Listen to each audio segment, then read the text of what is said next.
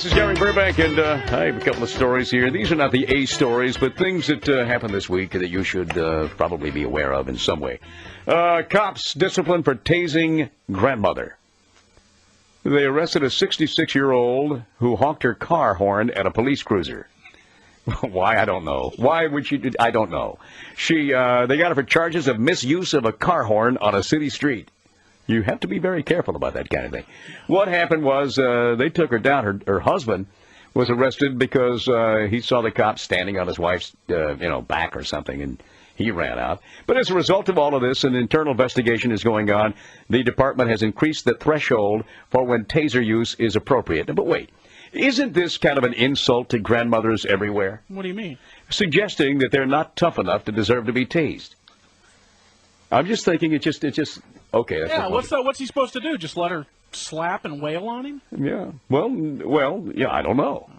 I think she's a grandmother. She slaps and wails. She gets tased. And then grandmothers everywhere think, well, yeah, I should be tased if I do that. That's just my opinion. Students pay more for beer than books. This is London. British students spend about $1.8 billion on drink every year, nearly 3 times as much as they cough up for books. There's only one good way to solve this problem. Lower the price of beer. No. That's one way to do it right there. That's sort of, and this keeps coming up. 3 years after Napster, right? Federal appeals court blessed a new generation of online file-sharing networks and scolded the entertainment industry. The decision by a 3-judge panel, it was a defeat for major record companies and Hollywood studios. They say that it could ruin their business. And it's a victory, of course, for technology that shows people how to, new ways to get your entertainment by stealing it. Congress is considering a bill, so don't be happy too quick because it's not over yet. This bill would crack down on the companies that offer the copyrighted music, games, and movies online. So, but basically, the act is the RIAA chief exec Mitch Bainwall. In Congress, he says it's called the Induce Act, which means that you can download it. They won't nail you for it, but it would make it a federal crime to induce people to violate copyrights. So the people who run these technologies could be in trouble. And the bill will continue to wait because the Senate Judiciary members, they're so busy dancing to the new Outcast singles they've recently downloaded. So you don't know what's going to happen in that respect. But this thing goes on, and I'm being interrupted. What is he running in here for? This is Dan Buckles interrupting this program.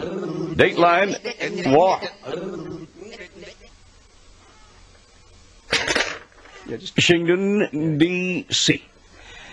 The recording industry has submitted a request to the Senate Judiciary Committee to add a new layer of protection to the copyright laws. For more, we go live to Matt Stringer in the nation's capital. Matt. Thank you, Dan. I'm here with RIAA spokesperson Bob Hornbacker. Bob, what kind of protection does the recording industry now seek? Well, Matt, as you know, we have successfully gone after people who illegally copy CDs and people who share music files over the Internet. And speaking of the Internet, we have also been able to cripple Internet radio broadcasts by imposing exorbitant fees on those operations. And so, what's next? Our first step is to ask for royalties to be paid when a song gets stuck in your head. I'm not sure I follow. Let's say you go over to a friend's house and he has a stereo on. You hear a catchy tune. The next day you're at work and you find that song is stuck in your head.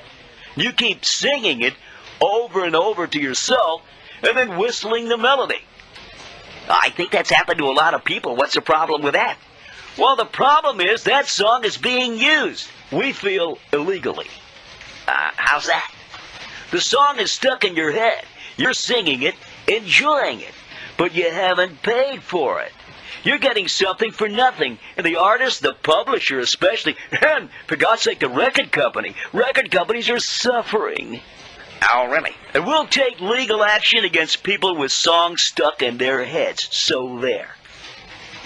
Back to you, Dan. Thank you, Matt. This is Dan Buckles. When news breaks in, we break out. So now this song stuck in your head? Wow. Man, I'm going to owe some money on this. I'm constantly walking around with songs stuck in my head. I don't want them there, though. I mean, you got to pay anyways. It keeps... How many times did you hum this today? 10 cents a time. Give me it. This is the BBC. This is the BBC. 700 WLW.